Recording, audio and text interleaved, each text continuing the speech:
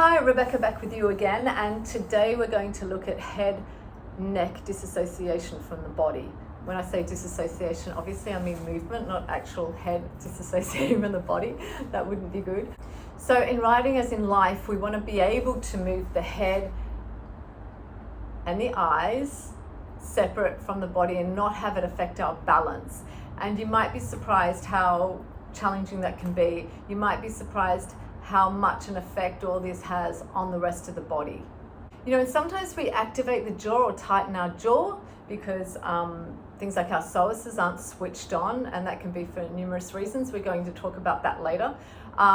If you enjoy chewing gum, you feel better when you get stimulated in the jaw. That can be a little insight into something's going on up there. And sometimes our eyes, if our eyes aren't tracking really well, we might hold our head in a less than optimal position, because as we've learnt before, our body likes to keep our eyes on the horizon for survival purposes. So sometimes it can be biomechanical, it can be neural, it can be an eye thing, it can be an ear thing. You want to think how that affects your horse's balance. So if you're jumping, if you're say doing a jump off and it's a big course and you're turning tight corners at speed and you're looking to see where you're going, that can really affect your balance, and then it can put your horse off when you don't want it to. Cross country, you know, everyone knows you got to look ahead, look at the jump. Chris Bartle says, you know, look at Doris up in the stand, and that obviously is because it affects your energy and affects your posture. And you think of high level dressage, if you're doing something like a canter pirouette, there's that moment where the horse is balanced just on one leg. So if you're balanced there on top and you've got to look where you're going, you don't want that to disturb the horse's balance either. And it all sounds really subtle, and it is, but it all has a big effect on the horse and on you. And think about how you like to, you know, when we change the horse's bend and flexion one way or the other, we don't want him to throw all his weight on one shoulder or the other. We want to keep equal weight on all four legs, on all four corners, as it were. So it's the same thing with us. We want to be able to move our head and not have our weight thrown one way or the other. So we can do a little exercise just to feel things to start off with, which might be interesting for you. If you put your fingers in the back of your skull, like with the base of your skull there, press the fingers in. And if you just be really still, move your eyes side to side, you might feel the muscles working under there. And that's something that might be interesting to you, because you probably just think your eyes, the muscles for your eyes are working around the eyes, and it's not going to affect anywhere else, but it actually affects everything else.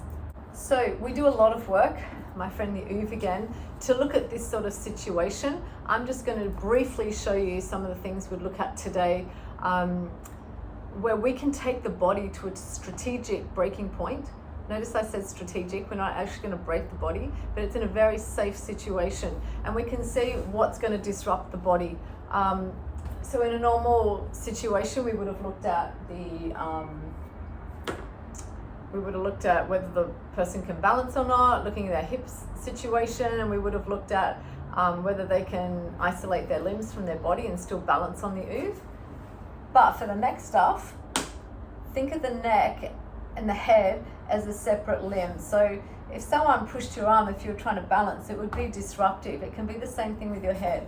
So we want to be able to stabilize through our central column and not be thrown off. Same with up here.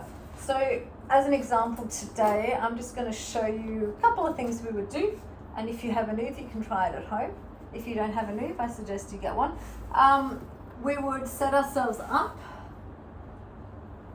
I just want to make sure I'm still in frame. Okay, there we go. So set ourselves up in an optimal position, and that would be hands down. We take one leg up in the tabletop, and as we lift that second leg, we're looking for any tightness or lifting of the chin, or any tightness and contraction in the shoulder. So then we find our position there, and then we would go first into a safety test. This is very important, and you shouldn't be doing any of the other head and neck stuff until you've done this safety check. So you tuck your chin and you lift your head 1 millimeter off the ground, and you hold that for 10 seconds. I'm going to take my arms up. I think it's more challenging.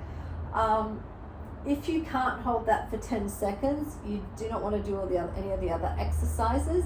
If you can, even if it's a little bit hard and challenging, it's okay. So then we're going to put ourselves in the most challenging position that still allows us to execute the movement. For all intents and purposes today, I'm going to go up into this position. You can also use a ball if it's quite strong for you to hold your head and neck up, a really soft ball, and you can do the work on the ball. So you're going to take a ear to shoulder and an ear to shoulder, and then you rotate and you rotate. So if we did that without the ball, it would look like this. So ear to shoulder, and that one's just a bit disturbing for my body, so I'll repeat it. And then we do a rotation and a rotation. And then if that was all fine and there was no disturbance, you could go up into a trickier position, which would be the full balance or a ball under that foot, or long levers. But anyway, I'm getting more, I just want to show you. Okay, so then you can do holding the head still and moving the eyes side to side, up and down, and see if that's disruptive. For me, that up and down movement is a little disruptive.